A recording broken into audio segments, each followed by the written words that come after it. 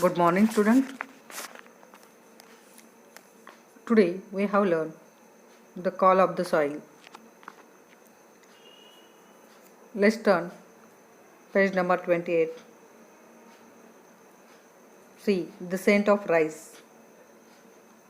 The first year I was late for the rice sowing season and had a restore growing the GR4 variety that was short term and recommended by the agricultural officer at Kosbad.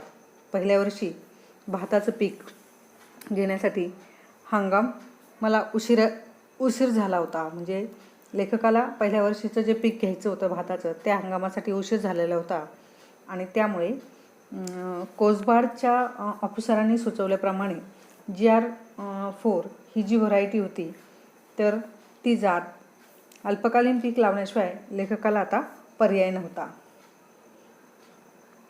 The next year we decide that we should start early and try to find some good traditional variety of rice to grow. पुढच्या वर्षी मात्र लेखक लवकर सुरुवात करावी आणि भात पिकासाठी एखाद्या चांगल्या पारंपरिक जातीचा भाताच्या जातीचा शोध घेण्याचा प्रयत्न करावा असं ठरवण्यात आलं. We had read about the traditional varieties of rice and knew that they did not require very high inputs of fertilizers. These varieties were also quite strong and resisted pests. We were sure that it was this type of rice that would grow well in our farm where we did not use any chemicals at all. आणि भाताच्या पारंपरिक जातीविषयी माहिती लेखकाने वाचली आणि त्यांना जास्त प्रमाणात खतांची आवश्यकता लागत नाही हे जाणवले आणि त्या खूप बळकट प्रकारच्या जाती होत्या आणि कीटकनाशकांचा मुकाबला त्या करू शकणाऱ्या होत्या आणि कोणत्याही प्रकारचं रासायनिक not use any chemicals at all म्हणजे लेखक कुठल्याही पद्धतीचा रासायनिक खत वापरत नसल्यामुळे आमच्या शेतामध्ये our previous years experience and low yield had taught us lesson and we were sure we would not plant hybrid this year. आणि त्याच्यानंतर कोणत्याही प्रकारचे रासायनिक खत लेखक वापरत नसल्यामुळे पेस्टिसाइड्स वापरत नसल्यामुळे त्या लेखकाच्या शेतात अशा प्रकारच्या भाताचे चांगले पीक येईल याची त्यांना खात्री होती. आमचा आदल्या वर्षीचा अनुभव कमी उत्पन्नाचा जरी असला किंवा त्यातून yield had taught म्हणजे ते लेखक शिकला lesson us a lesson and we were sure we would not plant hybrid this year. आणि लेखकाने जेव्हा पाहिलं तर पीक जे आहे तर ते कमी आलेलं आहे आणि म्हणून लेखकाने ठरवलं की आमचा आदल्या वर्षीचा जो अनुभव होता तो कमी उत्पन्न आणि देणारा होता आणि त्यातून लेखक शिकतायत की यावर्षी आम्ही संकरित धान्य काही करणार नाही पेरणार नाही आणि त्याच्यावर ते कसे होते ठाम होते. त्यांचा निश्चय ठाम होता की कमी उत्पन्न भेटल्यामुळे आपण काय करायचं की यावर्षी तशा पद्धतीचं बी पेरायचं नाही.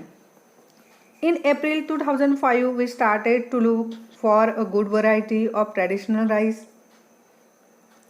आणि 2005च्या एप्रिलमध्ये पारंपरिक भाताच्या जाती शोधायला त्यांनी सुरुवात केली. It was one of our neighbors in the villages and businessmen from Mumbai who owned land who suggested that we plant a local scented variety of rice. आणि गावातील शेजाऱ्यांपैकी एक मुंबईच्या उद्योगपतीच्या गावात एक जमीन होती आणि त्यांनी तांदळाच्या एखाद्या स्थानिक सुवासिक जातीची पेरणी करावी असं सुचवलं. Most of the farmers in and around the village of Peth had a switch over a hybrid. आणि त्यांनी काय केलं होतं तांदळाच्या एखाद्या स्थानिक सुवासिकची पेरणी करावी असं सुचवलं होतं आणि पेठेतील आणि आसपासच्या गावातल्या बहुसंख्य शेतकऱ्यांनी संकरित पिके घेण्यास काय केली होती सुरुवात केली होती. The younger generation of farmers thought I was crazy to ask for the daisy variety as they called it. आता लेखकाने शेतकऱ्यांची यंगर पिढी म्हणजे तरुण पिढी होती आणि शेतकऱ्यांची ही तरुण पिढी आम्हाला त्यांच्या मते देशी असलेल्या जातीचा आग्रह धरताना पाहून मला विचित्र किंवा विक्षिप्त समजू लागली. My regular visits to the village around the searching for a good traditional variety also did not yield any result and we were almost giving up hope. आता की एखादी चांगली पारंपरिक भाताची जात मिळवण्यासाठी आजूबाजूच्या गावामध्ये खूप साऱ्या लेखकाने चक्रा मारल्या, खूप वेळा भेटी दिल्या आणि त्यातून काही निष्पन्न झालं नाही आणि त्यामुळे आम्ही आमची उमेद जवळपास सोडून दिली होती. Hope, Asha, Umed. I decided to give it one last try and spoke to Baban's father and some other elders. After many meaningful conversation, they mentioned of कसबाई. आता एक शेवटचा प्रयत्न करायचं लेखकाने ठरवलेलं होतं आणि बबनच्या वडिलांशी इतर काही ज्येष्ठ लोकांशी ते बोलले होते आणि बऱ्याच अर्थपूर्ण चर्चेनंतर त्यांनी कसबाई या नावाचा उल्लेख केला होता.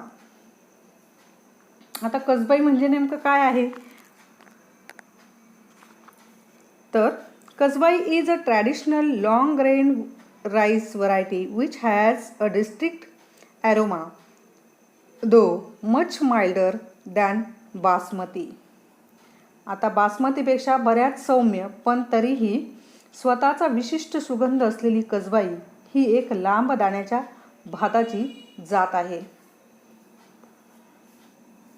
It's a long duration crop and most of the older people remembered grow it years ago. आणि हे दीर्घकालीन होणारे पीक आहे आणि अनेक वर्षापासून त्याचे पीक घेतले जात असल्याने बऱ्याच ज्येष्ठ व्यक्तींच्या स्मरणात होते, त्यांना आठवत होते. But they all shook their heads when I asked them about the seed and they told me that it had disappeared. पण लेखकाने चौकशी केल्यानंतर किंवा यांनी चौकशी केल्यानंतर त्यांनी ते बियाणे कुठं मिळेल असं विचारताच त्या लोकांनी नकारार्थी मान हलवून ते आता लुप्त झाल्याचे सांगितले. डिसॅपियर नाहीसे होणे, लुप्त होणे. द टेल्स ऑफ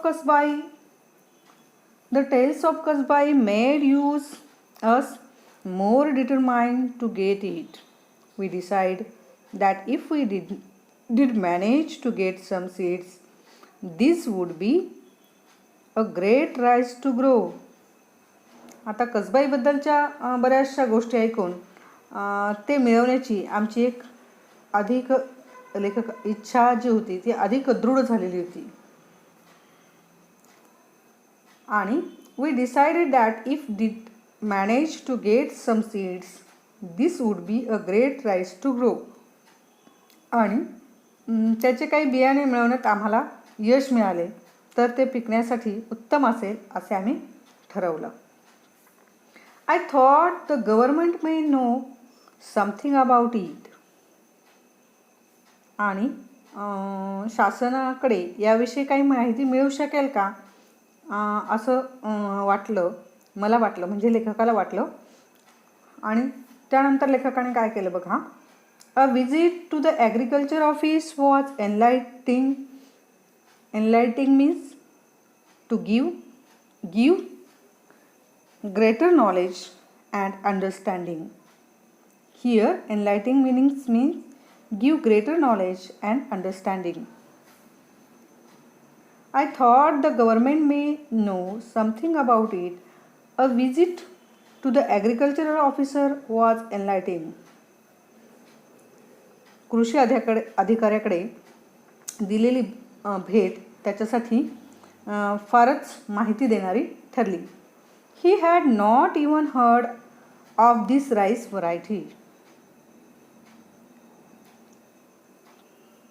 त्याने त्या भाताच्या जातीविषयी ऐकलेले नव्हते. कोणी? कृषी अधिकाऱ्याने. He said the villagers were taking me for a ride and there was no rice by this name. आता ते सांगतायत की असा काही भाताचा प्रकार अस्तित्वात नाही असं त्यांचं म्हणणं होतं आणि त्यांच्या मते गावकरी माझी दिशाभूल करत होते आणि अशा कोणत्याही नावाचा भाताचा प्रकार अस्तित्वात नाही असं त्या ॲग्रिकल्चर ऑफिसरचं म्हणणं होतं.